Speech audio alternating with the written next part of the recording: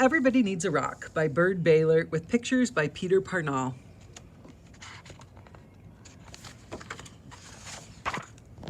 Everybody needs a rock.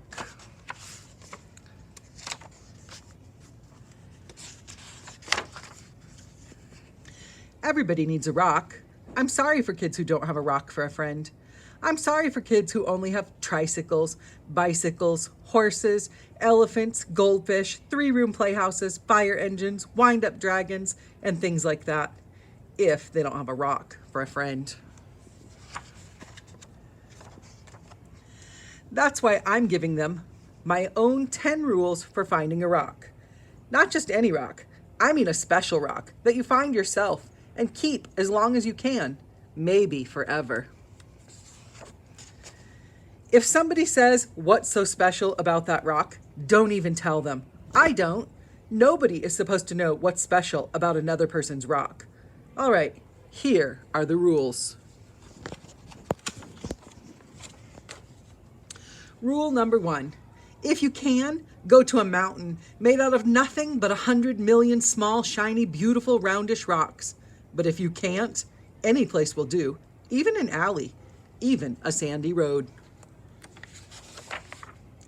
Rule number 2, when you are looking at rocks, don't let mothers or fathers or sisters or brothers or even best friends talk to you.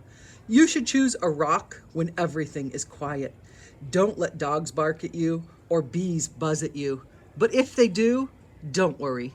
The worst thing you can do is go rock hunting when you are worried. Rule number 3, bend over more, even more. You may have to sit on the ground with your head almost touching the earth. You have to look a rock right in the eye. Otherwise, don't blame me if you can't find a good one. Rule number 4, don't get a rock that is too big. You'll always be sorry. It won't fit your hand right, and it won't fit your pocket. A rock as big as an apple is too big. A rock as big as a horse is much too big. Rule number 5, don't choose a rock that is too small. It will only be easy to lose, or a mouse might eat it, thinking that it is a seed. Believe me, that happened to a boy in the state of Arizona. Rule number 6, the size must be perfect. It has to feel easy in your hand when you close your fingers over it. It has to feel jumpy in your pocket when you run. Some people touch a rock 1,000 times a day. There aren't many things that feel as good as a rock, if the rock is perfect.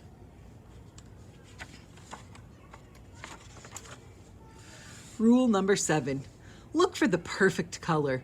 That could be a sort of pinkish gray with bits of silvery shine in it. Some rocks that look brown are really other colors, but you only see them when you squint and when the sun is right. Another way to see colors is to dip your rock in a clear mountain stream if one is passing by. Rule number 8, the shape of the rock is up to you. There is a girl in Alaska who only likes flat rocks. Don't ask me why. I like them lumpy. The thing to remember about shapes is this: any rock looks good with 100 other rocks around it on a hill.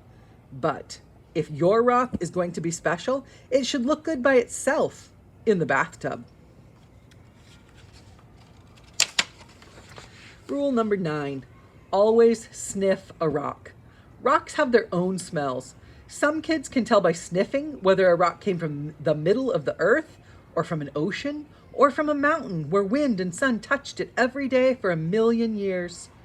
You'll find out that grown-ups can't tell these things. Too bad for them. They just can't smell as well as kids can.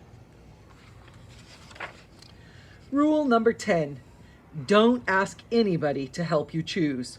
I've seen a lizard pick one rock out of a desert full of rocks and go sit there alone. I've seen a snail pass up 20 rocks and spend all day getting to the one it wanted. You have to make up your own mind. You'll know. All right, that's 10 rules. If you think of any more, write them down yourself. I'm going out to play a game that takes just me and one rock to play. I happen to have a rock right here in my hand. The end.